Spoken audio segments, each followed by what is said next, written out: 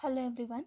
In this video, we will discuss about how to predict the next CPU burst in case of shortest job first scheduling. So already we discussed what do you mean by shortest job first scheduling.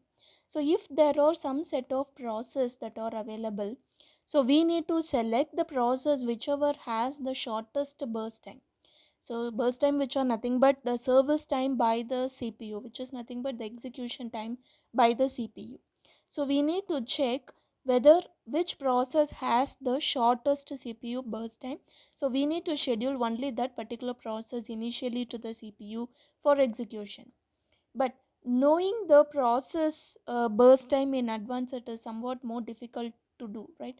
So to it is too difficult to get the information about the burst time of the incoming process.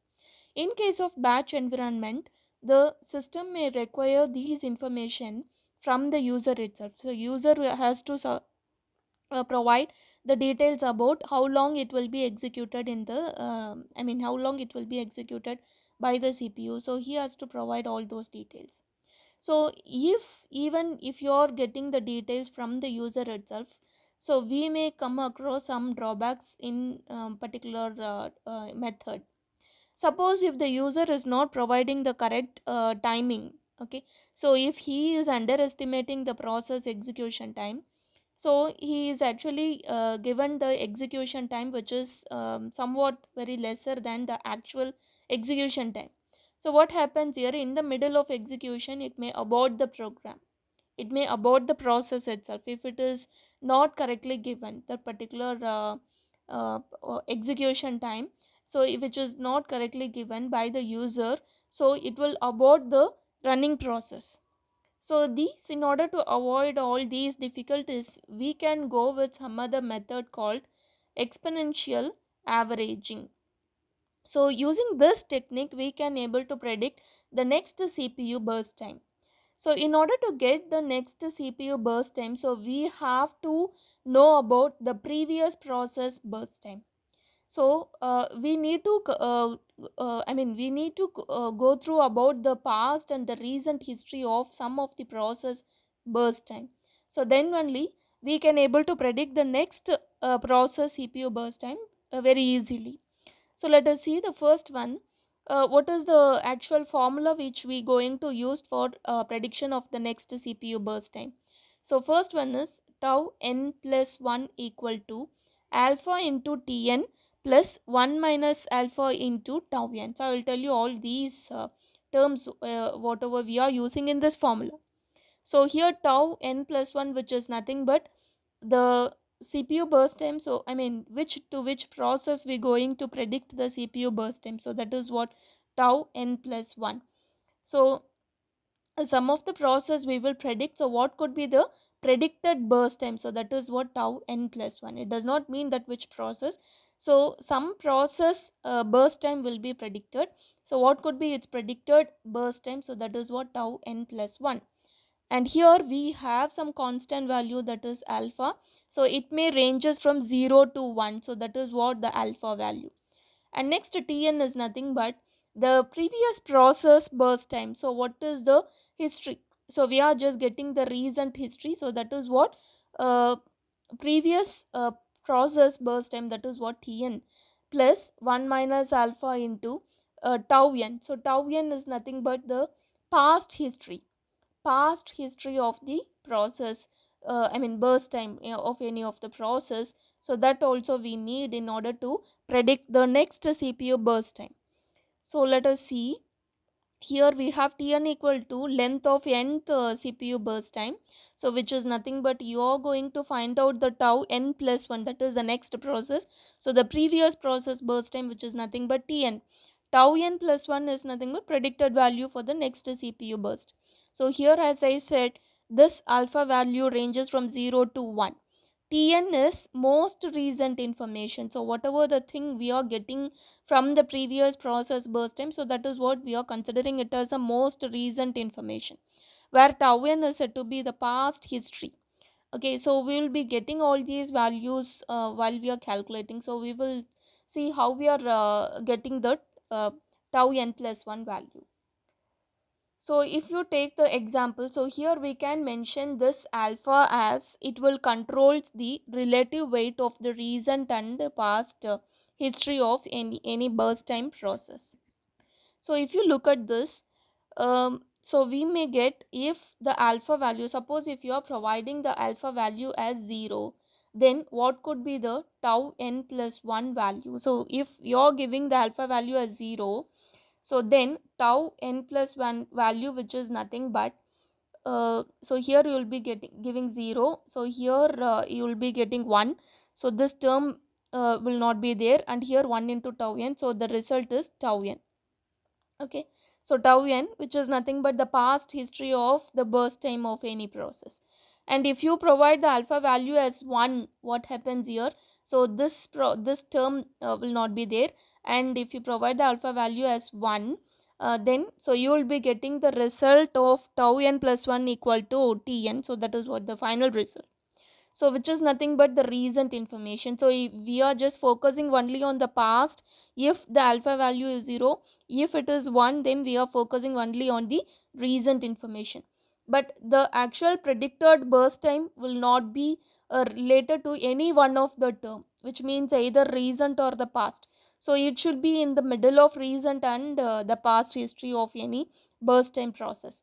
So your alpha value, if it is a 0.5, which is nothing but 1 by 2, then we can get the average case values of the recent and the past history of information. So let us see how we are calculating it with the help of this formula. So I just write that formula here: tau n plus 1 equal to alpha into tn plus 1 minus alpha into tau n. So I just repeat all these terms once again. Tau n plus 1, which is nothing but the burst time which we going to predict for any process, that is what tau n plus 1. How we are going to predict it? With the help of these terms, alpha into tn, where alpha is some constant value, right? It should be in between 0 and 1. Tn, so tn is nothing but the previous process cpu burst time, so which is nothing but the recent information about the burst time of any process. 1 minus alpha, and here we have tau n. Tau n is nothing but the past history of the burst time of any process, that is what tau n. So here we are getting the recent information and also the past information, right? Suppose if you have given some value as tau naught equal to 10. Okay, now we're going to calculate the value of tau 1. Okay, so with the value of this tau naught, and also we have some values of t naught, t1, t2, t3, t4 up to t6. Okay, so now how we are going to calculate? So this is actually the technique of exponential averaging. So how we are using the technique in order to calculate the burst time. So you are just going to predict the burst time of the next process. Suppose you have the previous process information, that is tau naught equal to 10. How to calculate tau 1? Tau 1 is equal to alpha. So we have already decided we are going to take this alpha value as 1 by 2. So either we can provide it as 1 by 2 or 0.5. Okay, so here 1 by 2 into tn. So tn is nothing but the previous value, that is the burst time of the process. So here t naught value, so t naught value is provided already.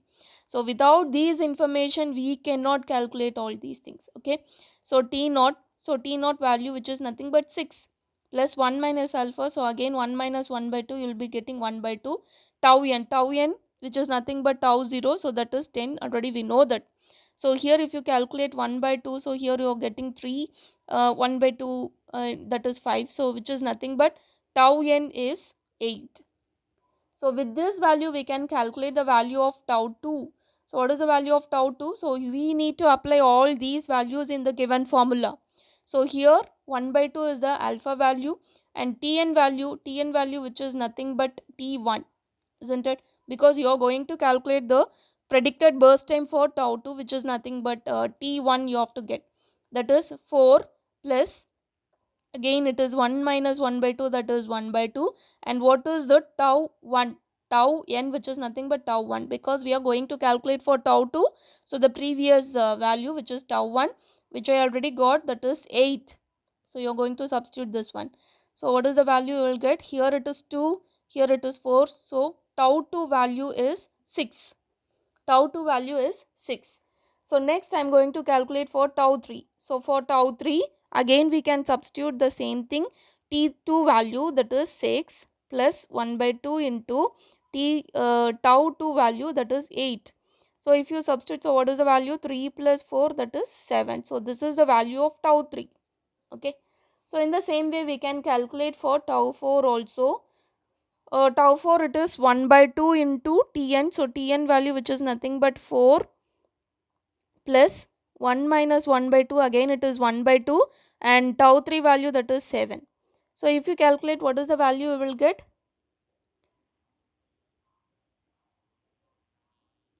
Sorry, I done a mistake. So here tau 3 which is said to be, you have to get the tau 2 value. Tau 2 value here it is 6.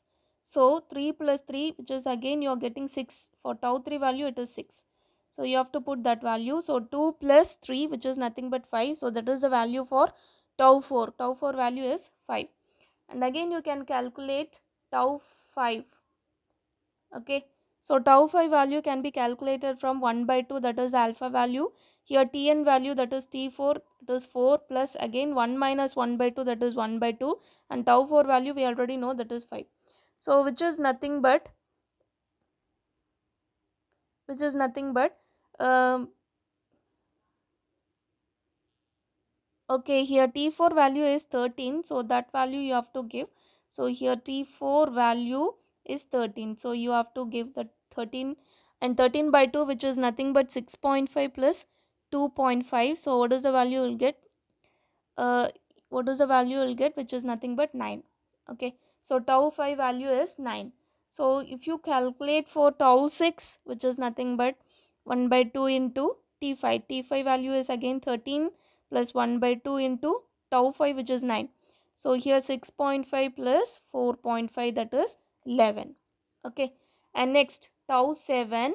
So here 1 by 2 into t6 value is 13 plus 1 by 2 into tau 6 value that is 11. So if you apply this, so 6.5 plus 5.5 which is nothing but 12. Okay, so this is the value of tau 7. So in this way we can calculate the predicted CPU burst time with the help of the recent as well as the past information, and choosing the alpha value plays the major role in case of predicting the CPU burst time in case of exponential averaging. Thank you.